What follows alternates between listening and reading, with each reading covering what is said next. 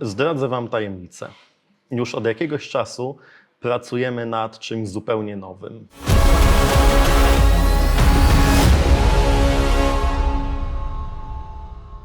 Tak naprawdę wszystko zaczęło się jakieś 10 lat temu. Wtedy zrobiłem pierwsze rysunki, jakieś modele 3D i projekty. Ale wtedy okazało się, że to jest zupełnie nie do zrobienia. Trzeba było dużo więcej nabrać doświadczenia, dużo więcej zebrać potrzebnego sprzętu, maszyn, urządzeń i jesteśmy na dobrej drodze. Powstają pierwsze części, niedługo będziemy wszystko składać, pierwszy prototyp i mam nadzieję, że już niedługo będziemy mogli Wam to pokazać.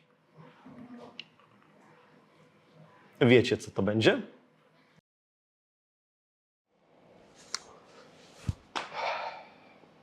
Minęło kilka miesięcy. W styczniu myśleliśmy, że to już końcówka, że jeszcze 2 tygodnie, może 3, że na walentynki ludzie będą mogli kupić długopisy, że teraz będziemy już robić następną ich wersję. Ale okazało się, że to nie było takie łatwe. Było trudne, było bardzo trudne, minęło bardzo dużo czasu, bardzo dużo nerwów, bardzo dużo wydanych pieniędzy, bardzo dużo spędzonych godzin nad robieniem prototypów, nad walką z przeciwnościami losu, nad walką z maszynami, nad udoskonalaniem wszystkiego, nad dopasowywaniem części do siebie, nad poprawkami, żeby to wszystko działało tak, jakbyśmy wymarzyli. Chcieliśmy, żeby to, co Wam damy, było dokładnie tym, o czym marzyliśmy i by było dokładnie takie, jakie chcieliśmy, żeby było. Bardzo dużo miesięcy, ale w końcu to mamy. W końcu możemy to Wam pokazać. W końcu mamy coś, z czego jesteśmy zadowoleni, ale droga do tego była ciężka. Hey knife enthusiasts! If you enjoy sharp content, don't forget to subscribe to Herman Knives. Hit that like button and ring the bell to stay updated with our latest videos. Thanks for being part of our cutting edge community. Na początku myśleliśmy, że jednym z najbardziej kłopotliwych elementów będzie korpus. No i rzeczywiście tak było. Nie chcieliśmy robić korpusu łączonego z 2 części, bo wymarzyłem sobie, by korpus schodził się gładko, tak naprawdę od klipsa aż do samego czubka, by był wykonany z jednego kawałka tytanu, by był taki zgrabny, elegancki. Myślałem, że będzie to trochę łatwiejsze. Na początek samym problemem było to, że okazało się, że ta maszyna nie jest dostosowana aż do tak długich elementów, do tak długich wierceń, ale mieliśmy świetnego specjalistę, który tak ją poustawiał, że fizycznie dało się to na niej wykonać. Żeby zrobić ten element, bardzo trudne było wywiercenie otworu. Otwór o takiej średnicy na taką głębokość jest trudny do zrobienia w stali. W zasadzie to jest trudny do zrobienia i w aluminium, ale w tytanie było to naprawdę potworne wyzwanie dla nas. Użyliśmy dobranego specjalnie pod tytan wiertła węglikowego z wewnętrznym chłodzeniem. Jest to bardzo sprytne rozwiązanie, gdzie przez całą długość wiertła idą 2 kanaliki, w które jest wtłaczane pod bardzo wysokim ciśnieniem chłodziwo, w tym przypadku olej, tak żeby uchodził on zaraz przy krawędziach tnących i wiercąc, będąc na dużej głębokości, olej dochodzi właśnie tam, gdzie jest najbardziej potrzebny, gdzie następuje skrawanie jednocześnie wypłukuje wszystkie wióry, tak żeby wiertło się po prostu nie zablokowało i nie złamało. Tak naprawdę okazało się, że wystarczyło przez przypadek wyłączyć pompę na 2 sekundy i wiertło od razu się złamało. Nasza pompa podaje olej pod ciśnieniem 70 bar. To naprawdę dużo, no ale okazało się, że gdyby nie to w ogóle nie byłoby możliwości wykonania tego elementu. Kolejną przeszkodą, kolejną trudnością było zrobienie gładkiej powierzchni na całej długości. Budowa tego automatu tokarskiego jest taka, że sprawa tak naprawdę pewnymi odcinkami, dzieląc element na pewne sekcje i skrawając. No i na początku mieliśmy duży kłopot, żeby uzyskać gładkie przejście na całej długości. W końcu udało nam się to, robiąc najpierw przejścia zgrubne jednym narzędziem, a potem bardzo dobrze dobranym narzędziem, metodą prób i błędów tak naprawdę. Znaleźliśmy takie narzędzie, które na koniec dało radę zrobić przejście wykańczające, tak żeby korpus był gładziutki, ładny, no i wyglądał elegancko i robił wrażenie. Gdy mieliśmy już korpus, przeszliśmy do zrobienia części, która jest tak naprawdę w środku. Jest to jedna, chyba właściwie jedyna wytoczona część, której nie widać na wierzchu. Jest to rama, na której jest tak naprawdę zamocowany cały mechanizm. Na początku myśleliśmy, żeby ją zrobić z tytanu albo ze stali nierdzewnej, ale po długich przemyśleniach, po zrobieniu kilku elementów, doszliśmy do wniosku, że najlepszym materiałem na to będzie brąz fosforowy. Chcieliśmy zrobić produkt taki, który będzie mógł Wam towarzyszyć na co dzień, ale też który będzie mógł Wam towarzyszyć przez wiele, wiele lat i wybraliśmy ten materiał przez to, że jest on samosmarowny w pewnych warunkach, że jest niezwykle wytrzymały i tak naprawdę najlepiej sprawdzał się na to. Przez środek tego elementu z fosforobrązu przechodzi guzik, którym tak naprawdę naciskając go wysuwamy wkład. Musieliśmy tak dobrać jego średnicę do średnicy tego elementu z fosforobrązu, by guzik chodził bez żadnego tarcia, by chodził gładziutko, by chodził przyjemnie, żeby wydawał odpowiedni dźwięk, który tak cenicie w naszych nożach. Testowaliśmy różne kształty, różne sposoby blokowania wysuwu tego guzika.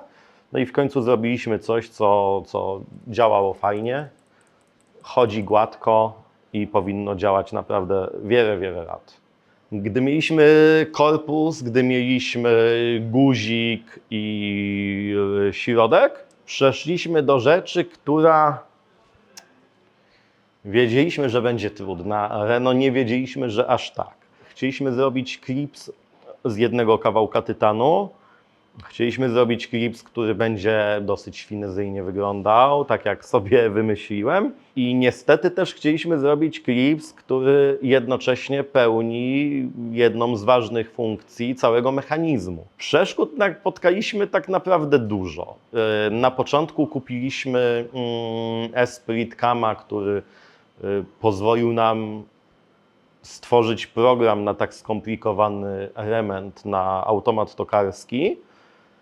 I po tam wielu dniach nauki udało nam się w końcu stworzyć program, no ale wtedy ząg. Okazało się, że program jest za duży, że ta tokarka nie ma takiej dużej pamięci, żeby w ogóle ten program wystartował.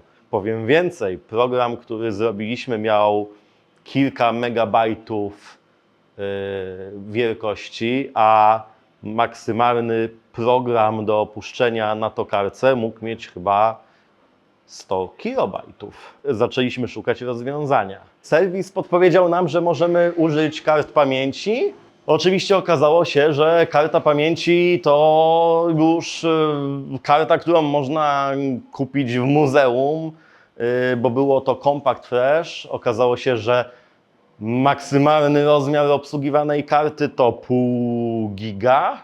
Już myślałem, że trzeba będzie szukać tego w muzeum, no ale udało się znaleźć. Nagraliśmy program na kartę i okazało się, że tokarka nie widzi karty. Walczyliśmy z maszyną, z serwisem właściwie 2 miesiące, aż przyjechał serwisant, który coś porobił i to zadziałało, ale już naprawdę myśleliśmy, jak to zrobić na 100 kilobajtach. Myśleliśmy, że trzeba będzie dzielić ten program na kilka osobnych programów, puszczanych jeden po drugim. Ktoś będzie musiał cały dzień siedzieć przy automacie i wybierać następne programy. No ale w końcu się udało i zaczęliśmy testować. Tak naprawdę testowanie Clipsa, łamanie coraz to kolejnych narzędzi, szukanie innych narzędzi, szukanie innych rozwiązań trwało długo.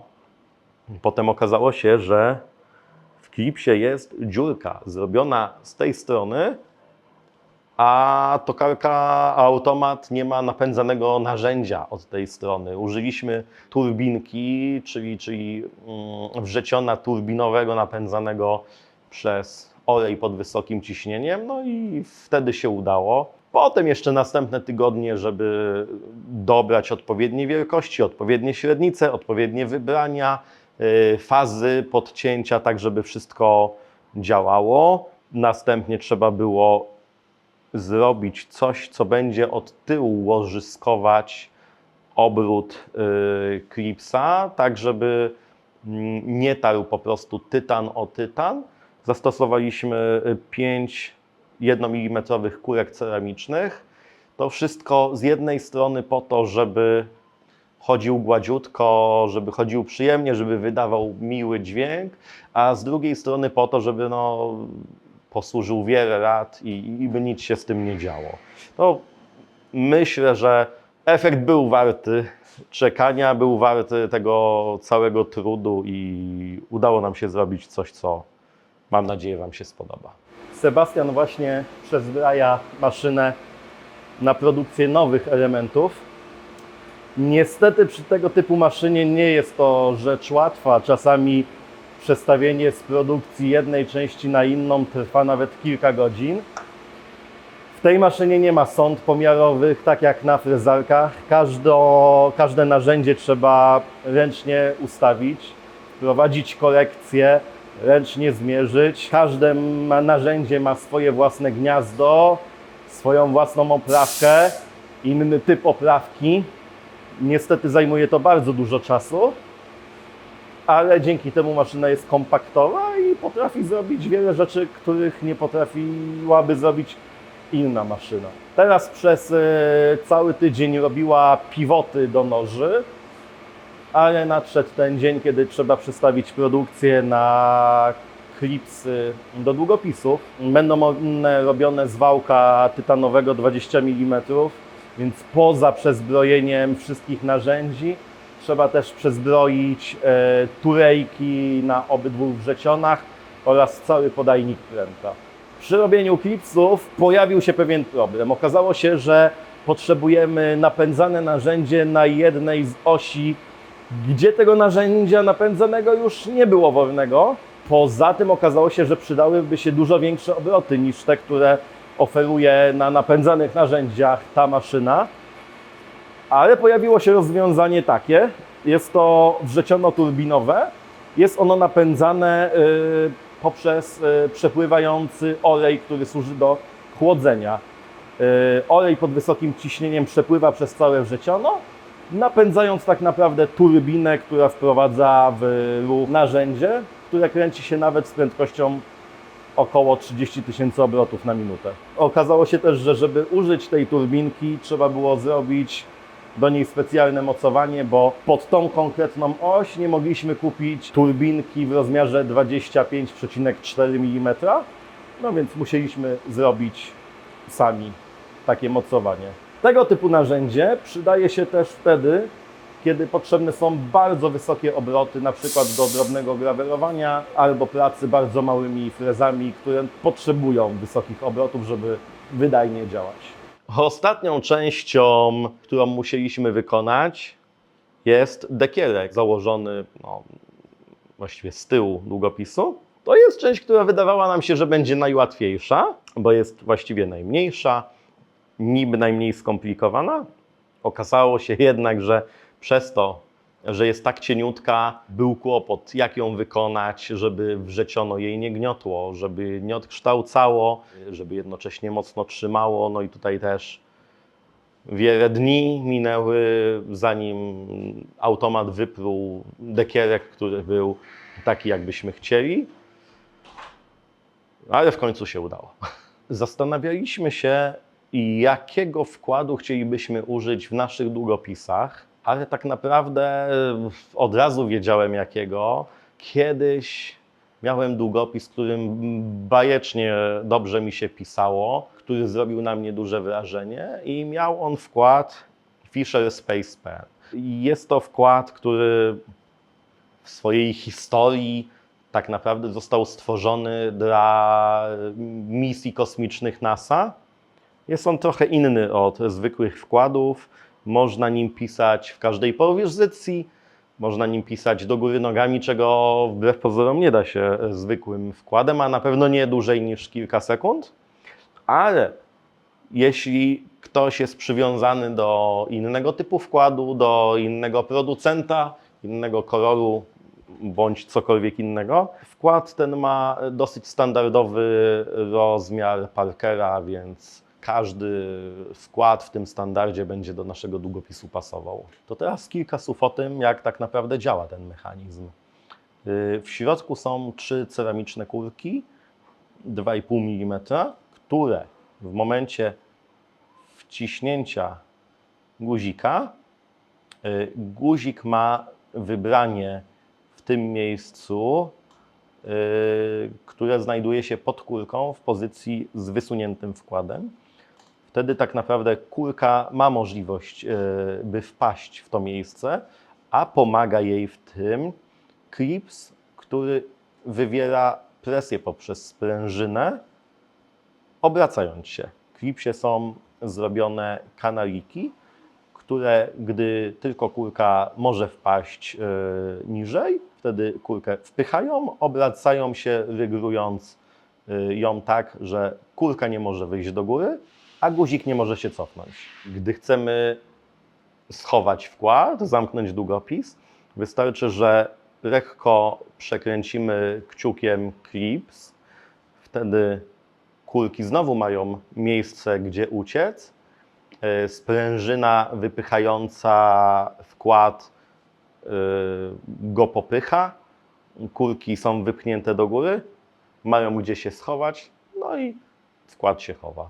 Jakiś czas zastanawialiśmy się nad nazwą dla naszego długopisu i biorąc pod uwagę ilość trudności, przeciwności losu i problemów, które musieliśmy pokonać, by go stworzyć, cisnęło się na usta dramat.